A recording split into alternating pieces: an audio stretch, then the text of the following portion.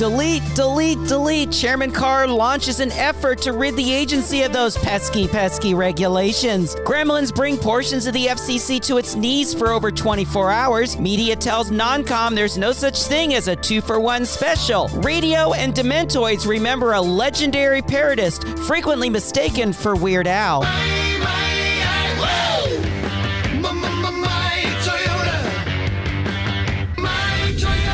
All that and more coming up. REC, FCC Today, Michi Bradley. Bringing the Daily Digest to life, this is FCC Today, the podcast for March 17, 2025. Last Friday, Congress passed a continuing resolution that will keep the government open until late September. On Wednesday, the FCC opened a new proceeding, opening up the entire agency's regulations to public comment, looking for ways for what the agency called alleviating unnecessary regulatory burdens. The proceeding, nicknamed Delete, Delete, Delete, was triggered by recent White House executive orders intended to unleash prosperity through deregulation and implementing the President's Department of Government Efficiency deregulatory initiative. In the public notice, the agency encourages commenters to consider certain policy factors, such as cost-benefit considerations, experienced gain from implementation of the rule, marketplace and technical changes, regulation as barrier to entry, changes in the broader regulatory context, as well as changes in or other implications to the governing legal framework. In addition, comments should consider the standards and objectives set forth in recent presidential orders, as well as statutory and regulatory retrospective review standards. Submissions should identify with much detail and specificity as possible the rule or rules that should be replaced or modified and the rationale for their recommended action. Comments that raise issues related to other open dockets should also be filed in those dockets. REC Networks intends to participate in this proceeding to raise issues, including some of those that were brought up in the recent constituent survey conducted by the network following the 2023 LPFM filing window. REC may also reconsider other pending petitions for rulemaking previously filed by the network, as well as their constituency. REC may reconsider other pending petitions for rulemaking previously filed by the network and their consistency with this proceeding, as well as other potential deregulatory opportunities identified. REC recognizes that many members of the public, including those who are involved in small stations that are a part of REC's constituency, may file their own comments. We remind commenters that proposals made should be compliant with existing law. For example, an idea that would violate the Local Community Radio Act should not be proposed, as only Congress and not the FCC can amend the LCRA. Comments in GN Docket 25-133 are due on Friday, April 11, 2025, with reply comments due on Monday, April 28. FCC 101.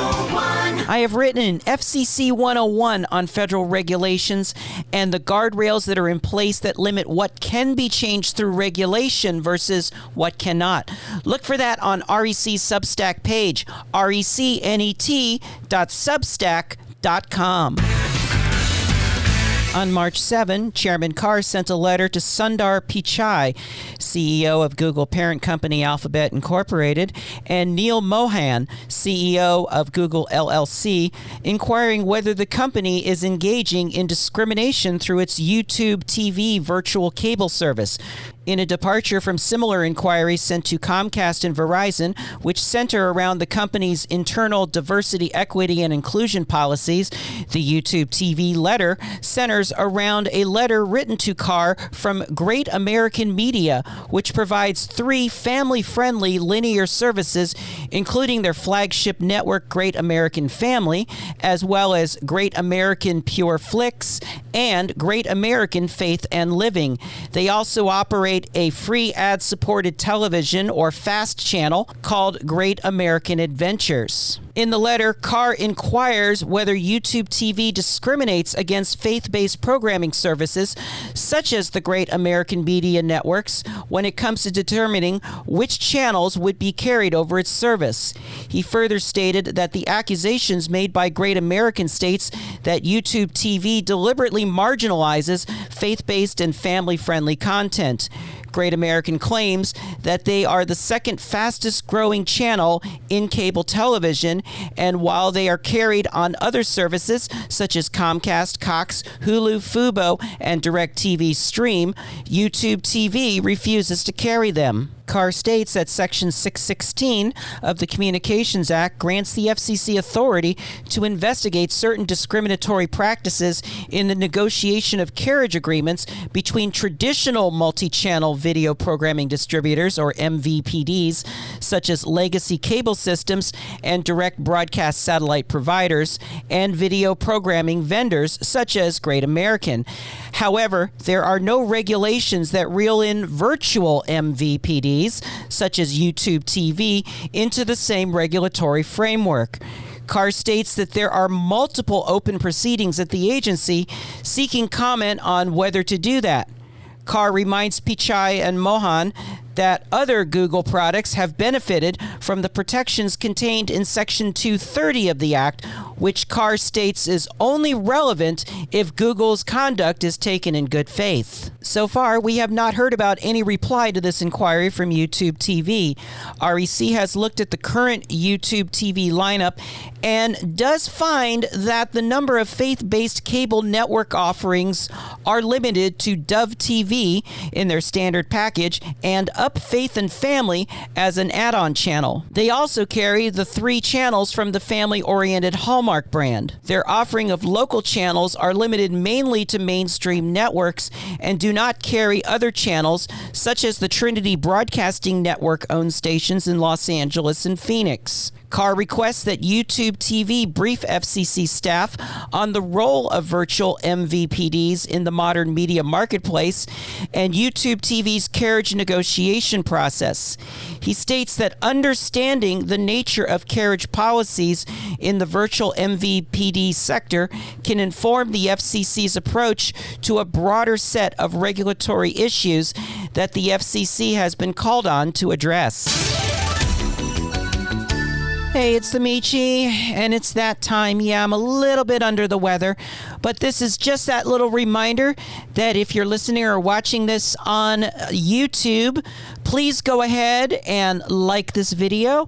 And if you haven't already, please subscribe to the channel. We appreciate that. We have a lot coming up, so let's get back into it. On Thursday, Commissioner Carr announced the creation of a new FCC Council for National Security. The new council, headed by Alan Chan, will leverage the full range of FCC regulatory, investigatory, and enforcement authorities to promote America's national security and counter foreign adversaries, particularly the Chinese government and Chinese Communist Party. The objectives of the council will be to reduce the American technology and telecommunications sector's trade and supply chain dependencies on foreign adversaries, mitigate America's vulnerability to cyber attacks, espionage, and surveillance by foreign adversaries, and to assure that the U.S. wins the strategic competition with China over critical technologies such as 5G, 6G, AI, satellite, quantum computing, robotics, autonomous systems, and the Internet of Things. In a statement, Carr said in part, quote, "It is more important than ever that the FCC remain vigilant and protect Americans and American companies from these threats. Because these threats are now cut across a range of sectors that the FCC regulates, it's important that the FCC's national security efforts pull resources from a variety of FCC organizations." Commissioner Gomez issued a separate statement saying in part, quote, "I support any effort to bring together expertise within the FCC in partnership with other federal agencies and international partners to strengthen our country's defense against evolving security risks. I look forward to working with my colleagues to ensure that politics does not interfere with our mission to safeguard our communications infrastructure, protect consumers, and assure the resilience of our nation's networks against emerging threats." FCC Today. On Wednesday morning, the FCC experienced a system outage. The outage impacted several systems, including LMS, the licensing management system used for the viewing and filing of applications and pleadings for the broadcast services, ULS, the universal licensing system used for services under the Wireless Telecommunications Bureau, and eDocs, the FCC system used to search for and retrieve electronic documents such as decisions and public notices. Our request for a statement from the FCC was not returned. According to sources familiar with the situation, the issue was a network connectivity issue, likely due to the use of an outsourced provider. We do note that for a couple of months prior to this incident, LMS, ULS, and eDocs have been experiencing serious performance issues. Over the past 30 days, LMS has been tracked by REC as operating with an 88% reliability, with 1 day prior to the incident going below 71%. At approximately 3:30 p.m. on Thursday, the systems were restored. From our own observations since the restoral, LMS, ULS, and eDocs have been performing better than they have been in a very long time. In June 2023, ULS, which also included antenna structure registrations and the tower construction notification system, suffered a 12-day outage. At the time, WTB granted blanket extensions to filing deadlines. As of midday on Friday, the FCC had not released any statements regarding either the outage nor any extension of filing deadlines as a result of last week's system outage. The Department of Government Efficiency has shed light on data that is in the General Service Administration's Federal Procurement Data System. This data includes information on leases of office space and other property that the GSA will not be renewing. Of all the properties listed, 2 are used by the FCC. This includes the Enforcement Bureau's Division 3 field office in Cerritos, California, and the FCC field office in Dallas, Texas. REC has no information on where these operations will be moving to.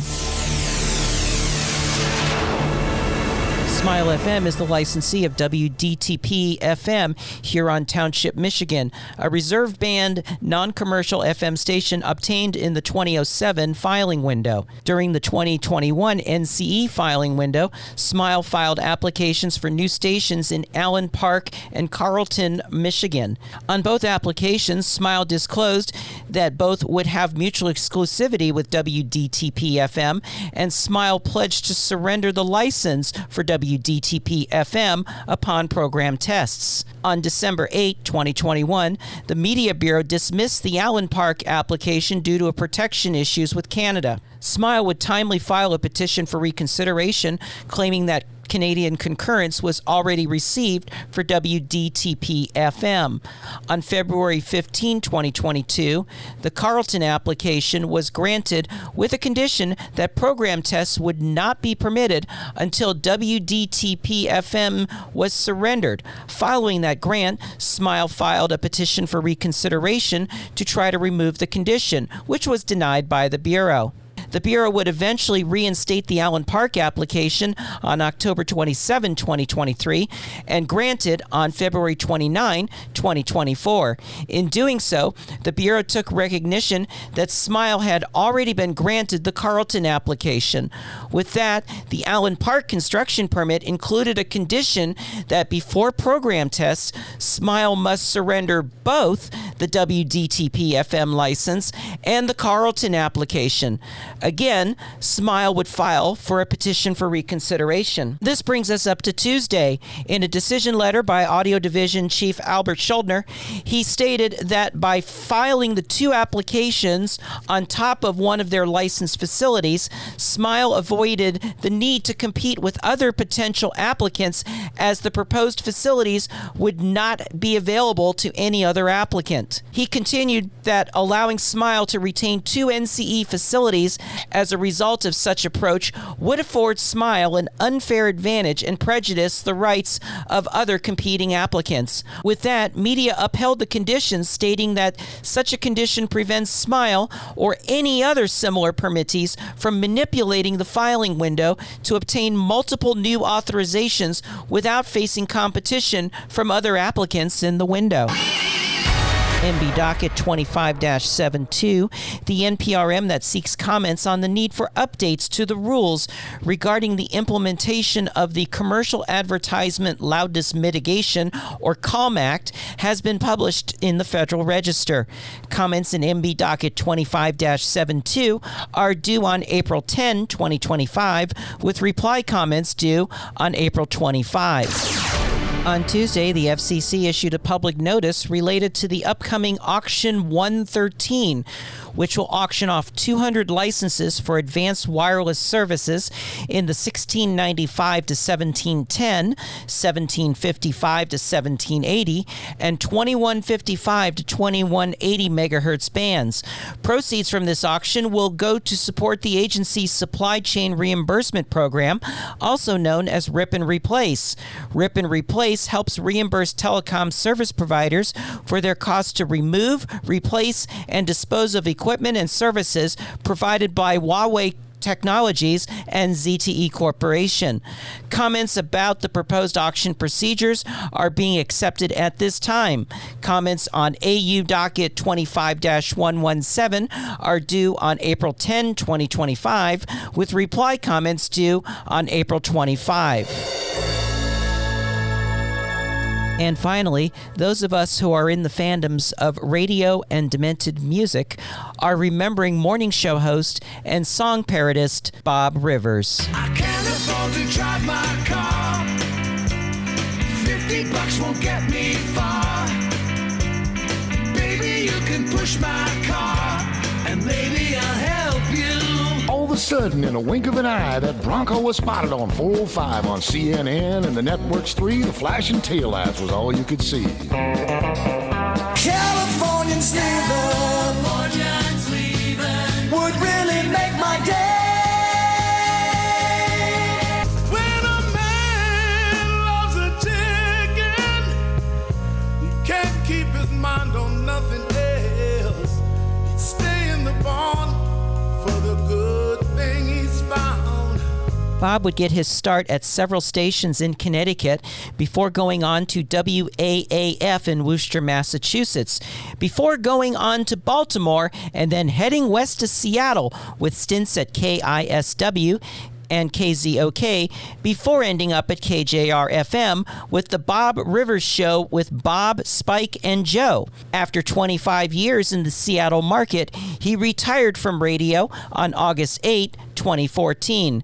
After the news of his passing, Spike O'Neill would talk about Bob on KIRO-FM. He loved radio and felt like he had so much to give to the industry and to the people in it. And I couldn't tell you the number of people that have reached out to me this morning. My phone's been just bananas all morning. And one of the, social media is such a, it's a cancer on our society sometimes, it feels like. But the fact that I've heard from lifelong friends and associates in this business and outside this business who Bob was able to touch their lives and become a part of their experience and their memories and their families growing up, and how much he gave of himself. I haven't spoken to his wife Lisa this morning, but we've been texting back and forth, and I thanked Lisa for sharing her husband with me, sorry, and with the city, because when Bob was given his diagnosis, he realized that he had spent so much time doing his career, dedicating his love of broadcasting with the city, that he had really kind of shortchanged his own family and his sons. And he spent the last 3 years fighting for every minute so he could spend time with his boys and with Lisa. and with his grandkids and getting.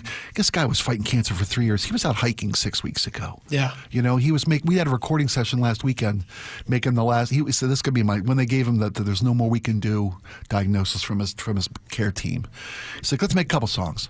Let's make a couple tunes. Let's make some songs. Really? Yeah. In 1987, he released an album, Twisted Christmas, which certified gold.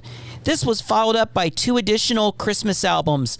All of that with Bob Rivers' perfection of parody. 5 months of bills, Sending Christmas cards. hangovers, rigging up the lights, and finding the Christmas tree. We've got to find a Pokemon before it's Christmas Eve. The kids must have a Pikachu, it's called I Do Believe. And so I'm offering some recipes, from chipmunk pie to chipmunk stew. I'm not really sad that it ended this way. Furry chipmunks, screw you. Did you hear that, Melvin? Melvin? Melvin! Why, I'm sorry, Dave. Did you want Melvin? There's plenty of Theodore left, though. Bob Rivers passed away on Tuesday. He was 68. Michi Bradley. FCC Today, the podcast, can be heard through Podbean, iHeart, Apple, Odyssey, and many other places where you get podcasts. It's also available on the Michelle Bradley YouTube channel. If you have comments about this show or anything on your mind, please call our input line at 202-963-0852. We may just play your comments on a future podcast. For assistance with FM, LPFM, and FM translators, contact REC Networks at 202-621-2355. We hope to see you at NAB this April in Las Vegas. My home base this year will be at AIR in the West Hall, W1167. In the meantime, check them out at AIIR.com. Sorry about this week, but the Michi has a slight case of the crud, or is it just old age? This has been a presentation of REC Networks, a leading advocate for a diverse style. I'm Michelle Bradley, or what's left of me. Thank you for listening.